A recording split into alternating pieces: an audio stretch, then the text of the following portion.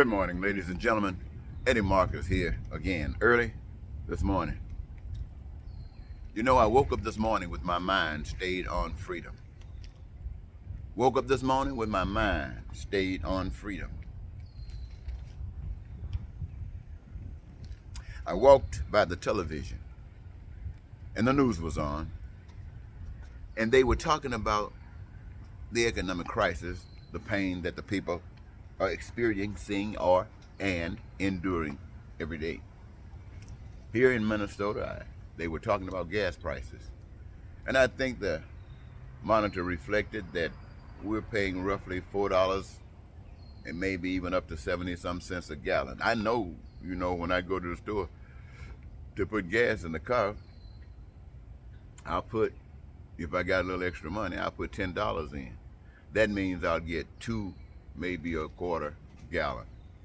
That means I'll get roughly about 40, maybe 50, or maybe 60 miles if I'm lucky, with a little bit already in the tank. I'm thinking that there was a time $10 would have gotten me 10 gallons or 7 gallons or 5 gallons or 4 gallons,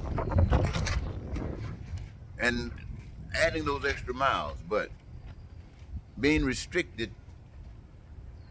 I can only go so far. So $10 will give me two gallons. So maybe I can go 5 or 10 miles up this way and then back, or maybe 20 miles one way and then back. So that $10 is gone. But then it didn't stop there. As I watched that monitor, I saw that in California they're paying $7 and something. $7 a gallon. No more gas, no more money coming in your pocket, but definitely going out real quick if you got it. And then I'm thinking about the people who live on the side of the streets, who live in tent city. I'm thinking about what gas might be for them. Some of them still can drive something. But I'm thinking about the pain and suffering that they must endure. And as I think about that, I think about how they've probably been restricted to a certain area. Some of them probably have never been out of the city, let alone the state. And to know the great wonders of God that has only been cut out of and yielding such a limited view. Woke up this morning with my mind stayed on freedom. I wanted to come outside here and deal with nature a little bit. It was kind of cloudy, a little thunder here and there, maybe a little mist of rain every now and then. But as I stand here, I can look at the trees. The season is changing now, and leaves are coming back on the branches. They are green. They're looking beautiful, as maybe you can see some of them. And I look up in the sky, cloudy, but then I can see parts of bright clouds, and I can see parts of dark clouds. And as I look up there, even knowing that it's probably going to rain, it looks like a beautiful sky. And all of this that seems to have God written on it has beauty when it's just natural, following the natural order of things. But when it comes down to we the people, where we have been given a choice to play a role in what we experience, for we shall reap what we sow, it is the fruit of the seed. And so I sit and I imagine we the people, and I think about the pain and suffering of going to the gas pump, of going to the food shelves. And what I'm talking about here in America, we have been led to believe it's much, much worse in other places of the world. But as we branch out and the media starts telling the story abroad, we find out that there are so many things in other countries so much better than we have been told here in America. For instance, we find out that many parts of the world have a much better healthcare system than we do here in America. The greatest nation we have been convinced to believe is on earth. They got a better education system in many parts of the world than we would ever even think about doing here in America. There's so many things that's happening in other parts of the world that's so much better than it is here, but Even there where things are better, they still have their pains, they still have their suffering. They still got their crime and their violence. Life is still life as we know it here across the board. And so I sit here this morning, on this Sunday morning, repeating what I've been repeating for the past 40 years. When I think about the natural order of things and how it works, and I think about mankind probably was naturally following the order of things at one time. And I have to imagine that at that time they experienced peace and prosperity, that they experienced freedom, they experienced joy, and their dreams were fulfilled in everything that they did. That was a natural order of things. They suffered for nothing or anyone or anything. But somehow the story has been introduced many, many ways. And while we can't put our finger on the way that it was introduced, the fact that it was introduced is evident in all of our lives. That something of deception came along and convinced the people at that time, many of them, that the natural order of things was not the proper thing to be, that you could be better than the natural order of things. And in claiming to be better than the natural order of things, it was stating itself or claiming itself above the God of naturality, claiming itself above life, claiming itself above God, to say to some, follow me, I will show you what's better than the natural order of things. And that convinced many, as we can see today, as people are being influenced to follow anything. But what they had to do to be appearing to be better than others, they had been convinced to think that the things that were natural were just natural. Yes, it was fine, but it can be finer. It can be more tickly. It could be more joyous. It could be more emotional.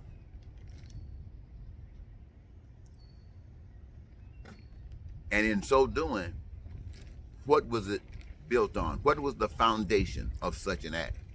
What was the foundation of such an acceptance of breaking down the natural order of things? It left in its stead crime, violence, poverty, hatred, racism, bigotry, terror, war, and I'm sure much more. But of these, we can all agree. And it's happening all over the earth, more in certain places than others, but nonetheless, it's happening. It is the result of the breaking down of the natural order of things. And as I stand before you today, I listen to people all over America saying this and saying that. And all I hear are misstated voices. All I hear is selfishness and bigotry in most of the things that's being said. Very little action is being taken. And the action that is being taken demonstrates pure lunacy. For I stand before you, ladies and gentlemen, and I offer to you your prayers, your legitimate prayers, the prayers of love and compassion. No prayers of hatred, no prayers of lies and the things that we know are of evil, but that we should all live, that we would have to do those things that are necessary to make the changes required. So I stand here today on the Sunday morning, as I did last night, the day before, the night before, and the night before, and the day before, and the day before that. And I'm saying to you that on your knees, you ask for peace. Off your knees, you must walk in the way of peace. You want to be satisfied. You represent every individual on the face of the earth. You want to be satisfied. The only way you are entitled, let me say this again, the only way you are entitled to be satisfied is if everyone else is as well, in relationship to those things that are on the road of life. those things that are righteous, that causes love. That is the only way you're entitled to it. If one person gets out of line in that, and some dissatisfaction, some pain, some suffering is felt, it is the duty, it is the responsibility of the whole nation, beginning with those who are aware, to fix this problem as soon as possible.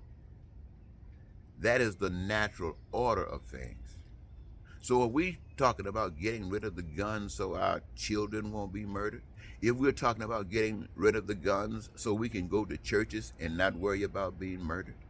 If we're talking about getting rid of the guns so we can go anywhere we want to go, whether it's a supermarket or a concert, and not worry about getting murdered, or walking down the streets not being murdered because of the way we look, if we are seriously concerned about that, there is a way to fix that.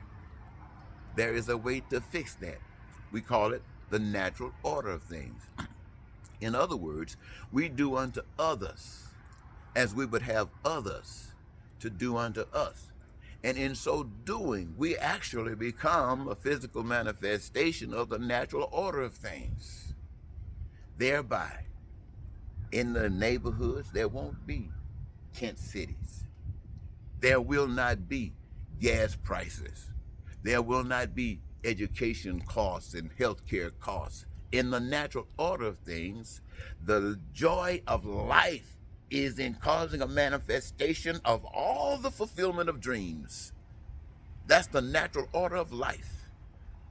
The fulfillment by exercising the gifts that we have been given here in these bodies on this earth at this time, then, and forevermore.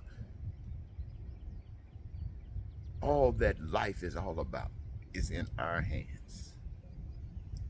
The natural order of things. The natural order of things. Not Republican, not Democrat, not white, not black, not men, not women, not American or other. It's the natural order of things. Now, ladies and gentlemen, my whole mission is to say these kinds of things to you in hopes that it will excite you to want to use your talents to do more to cause this to happen, not just for you, but for all of us. I want you to know that this is a call for love to override all else. And I do this in the name of the human race on the Sunday morning. Thank you.